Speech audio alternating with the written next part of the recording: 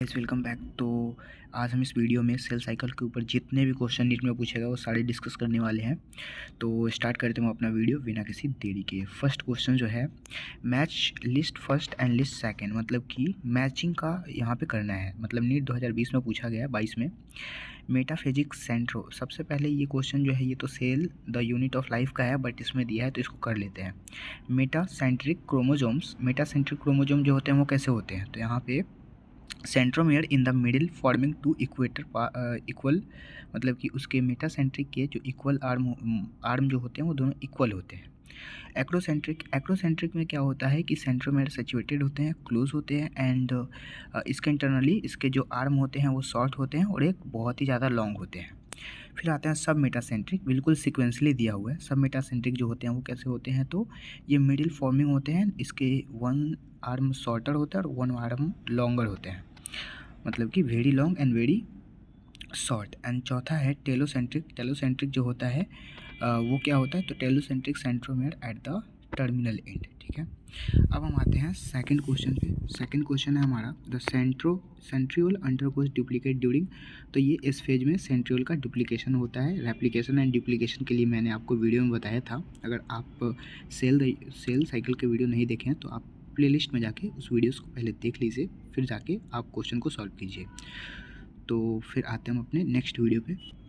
Next video हमारा क्या कह रहा है, match the list one and list two. Matching ज़्यादा पूछा जाता है गाइस। तो इस फेज में क्या होगा, इस फेज जो होता है वो कैसा फेज होता है, तो इस फेज को हम मिलाएंगे डीएनए एप्लीकेशन से। फिर जी टू फेज, जी टू फेज को क्या माना जाता है, जी टू फेज में प्रोटीन का सिंथेसिस होता है जो कि हमने पढ़ा था।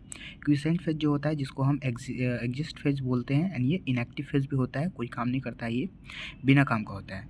एंड जीवन फेज जो होता है वो कैसा होता है, तो जीवन phase interval between mitosis and initiation of DNA application. ठीक है, again the next question, attachment of spindle fiber to kinetochore of chromosomes become equivalent in, तो ये नीट 2020 में पूछा गया है। इसका राइट आंसर मेटाफेज हो जाएगा, क्योंकि मेटाफेज के इंटरनली ही काइनेटोकोर जो होता है वो अटैच्ड होता है स्पिंडल फाइबर से। ठीक है, again the next question is, identify the correct statement with regard the जीवन फेज। गैप वन फेज बोला जाता है ऑफ द इंटरफेज। तो जीवन फेज में क्या होता है कि cell is metabolically active, cell जो होता है वो मेटाबॉलिकली एक्टिव होते हैं, ग्रो करते हैं, बट रेप्लिकेट नहीं करते। ये एनसीईआरटी का बिल्कुल लाइन पूछा गया है।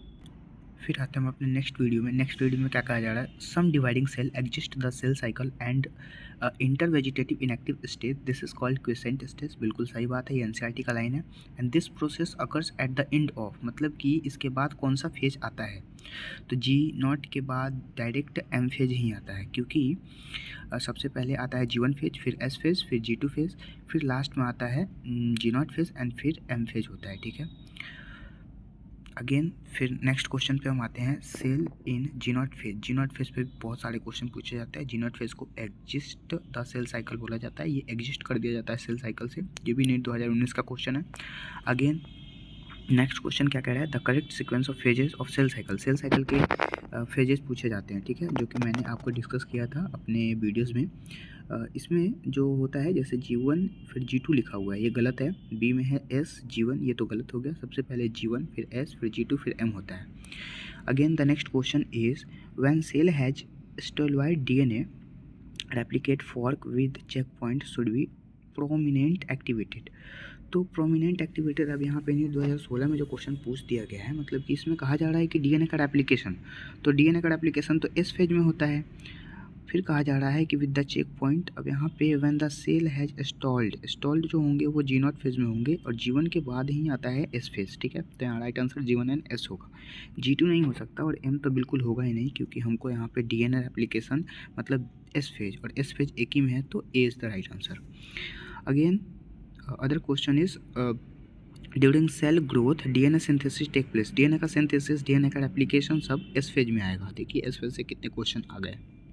Again the most important question is, during which phases of cell cycle amount of DNA in the cell remains at 4C level, मतलब कि 4C level in the initiation amount of denoted as 2C level, मतलब कि 4C से वो 2C हो गया। तो सबसे पहले जो 2C होता है 2C से 4C हो जाता है इस फेज में, एंड एस फेज मतलब रेप्लिकेट होता है तो वो 4C बन जाता है, एंड 4C से G2 फेज में भी 4C रहता है, और 4C से जैसे ही वो M फेज में जाता है तो क्या होता है गाइस, एम फेज में जानते ही वो डबल में टूट जाता है, तो टूटने के बाद वो फिर से क्या हो जाता है, 2C आ जाता है। तो यहाँ पे राइट आंसर एम फेज आना चाहिए। एम फेज हमको लास्ट में मिल रहा है G0 G2 और एम फेज, तो ये राइट आंसर हो जाएगा। ठीक है, again the next question is S phase of the cell cycle. ये AIPMT का क्वेश्चन है जो कि प्रीवियस ईयर में पूछे गए हैं। The S phase of cell cycle, तो एस फेज जो होता है वो सेल साइकिल का वो क्या होता है, तो सेल साइकिल का एस फेज जो होता है अमाउंट ऑफ DNA डबलेट। ठीक है, क्योंकि एस फेज में DNA का डबलेट होता है इन ईच सेल। देखिए एस फेज से फिर से क्वेश्चन मिलेगा। Again the next question is that, अब इस क्वेश्चन में क्या कहा जा रहा है, गिवन बिलो द सिस्टमैटिक। अब यहाँ पे एक फिगर दिया हुआ है, इस फिगर में हमको बताना है, ऑप्शन के अकॉर्डिंग लगाएंगे। इस फिगर में कहा जा रहा है कि ये जो ए होता है, बी जो होता है वो मेटाफेज होता है, तो बी जो है वो मेटाफेज नहीं हो सकता क्योंकि माइटोसिस में 4 ही फेज होते हैं, लेकिन यहाँ पे 6-7 फेज दिए हुए हैं, तो ABC का कोई मतलब नहीं बनता, हमें डी खोजना पड़ेगा और डी में एस फेज होता है, तो synthetic phase is the right answer.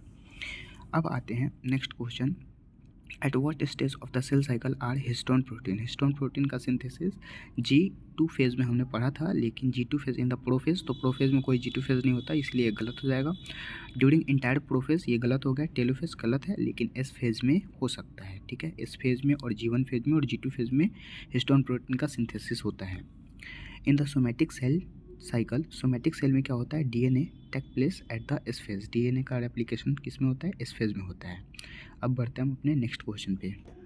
The other question is what is the following occurs more than 1 and less than 5 in the chromosomes. Chromosomes जो होते हैं, क्या कहा जा रहा है कि इतने सारे मतलब कि ऑप्शंस में से आपको चूज़ करना है क्या चीज़, more than 1 and less than 5, मतलब एक से ज़्यादा और 5 से कम क्रोमोजोम, तो इसमें टेलोमेयर हो जाएंगे। टेलोमेयर इसलिए होगा क्योंकि क्रोमैटिड तो ये अलग ही ऑप्शन है, सेंट्रोमेयर ये अलग ही ऑप्शन है, क्रोमोजोम अलग ही ऑप्शन है, लेकिन टेलोमेयर जो होता है इसके अंदर 1 से 4 कन्वर्ट होते हैं। ठीक है, so telomere is the right answer.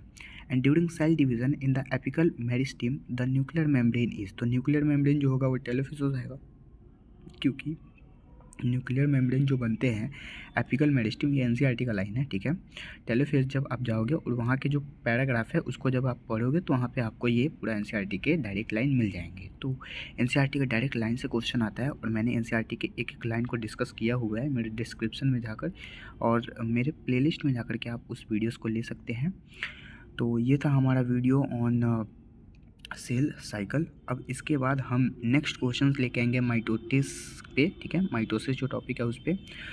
तब तक के लिए अगर आपको ये वीडियो समझ आया हो तो इसे लाइक करें एंड अपने दोस्तों के साथ भी शेयर कर दें। मिलते हैं हम अपने अगले नेक्स्ट वीडियोज़ में, तब तक के लिए ओके, बाय बाय।